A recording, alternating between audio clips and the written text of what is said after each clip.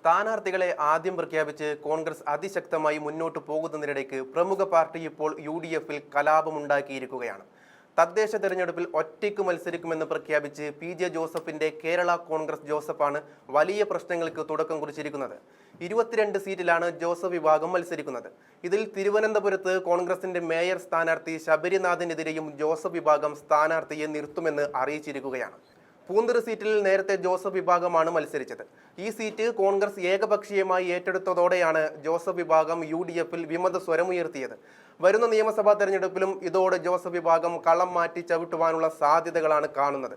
കാരണം Joseph group മത്സരിക്കുന്ന കോതമംഗലം അടക്കമുള്ള ചില സീറ്റുകൾ ഏറ്റെടുക്കണമെന്ന് കോൺഗ്രസിൽ ആവശ്യമുയർന്നിട്ടുണ്ട്. ഇത് കോൺഗ്രസ് പരിഗണിക്കുകയാണെങ്കിൽ സമാനമായി നിയമസഭാ തെരഞ്ഞെടുപ്പിലും ജോസഫ് വിഭാഗം ഒറ്റയ്ക്ക് മത്സരിക്കുവാനാണ് സാധ്യത തെളിയുന്നത്. നിലവിൽ 2 MLA-മാരാണ് ജോസഫ് വിഭാഗത്തിനുള്ളത്. ഇവർ യു.ഡി.എഫ് വിടുമോ എന്ന ആശങ്കയും കോൺഗ്രസിനുണ്ട്. തൊടുപുഴയിൽ പി.ജെ. ജോസഫും കടുത്തുരുത്തിയിൽ മോൻസ് ജോസഫുമാണ് പാർട്ടിയുടെ MLA-മാർ.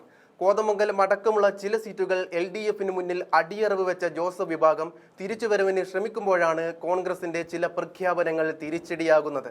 2 MLA-മാർക്ക് പുറമെ കോട്ടയം പാർലമെന്റ് സീറ്റിലെ MP ഫ്രാൻസിസ് ജോർജും ജോസഫ് ഗ്രൂപ്പുകാരനാണ്. 2 MLA-മാരും 1 MP-യും യു.ഡി.എഫ് വിടുവാനുള്ള സാധ്യതകൾ കാണുന്നുണ്ട്. ഒന്നുകിൽ മാണി ഗ്രൂപ്പിനെ കൂടെ ചേർത്ത് കൂടുതൽ കരുത്തോടെ യു.ഡി.എഫിൽ നിൽക്കുക, അല്ലെങ്കിൽ സീറ്റുകൾ കോൺഗ്രസിന് വിട്ടുകൊടുക്കാതെ മുറുകെ പിടിച്ച് മാണി ഗ്രൂപ്പിൽ ലയിക്കുക. രണ്ടാമത് പറഞ്ഞ നീക്കുപോക്കിനാണ് നിലവിൽ സാധ്യത. കാരണം ജോസഫ് വിഭാഗത്തിന്റെ 4 സീറ്റുകൾ വരെ ഏറ്റെടുക്കുമെന്ന് കോൺഗ്രസ് അറിയിക്കുന്നുണ്ട്. ഏറ്റുമാനൂർ, തൃക്കരിപ്പൂർ, കോതമംഗലം, ഇടുക്കി സീറ്റുകളാണ് കോൺഗ്രസ് ലക്ഷ്യം വെക്കുന്നത്.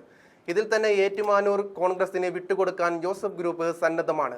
എന്നാൽ പകരം പൂഞ്ഞാർ സീറ്റ് അവർ ആവശ്യപ്പെടുന്നുണ്ട്. പൂഞ്ഞാർ സീറ്റ് തൽക്കാലം വിട്ടുകൊടുക്കണ്ട എന്ന നിലപാടിൽ തന്നെയാണ് കോൺഗ്രസ് നിൽക്കുന്നത്.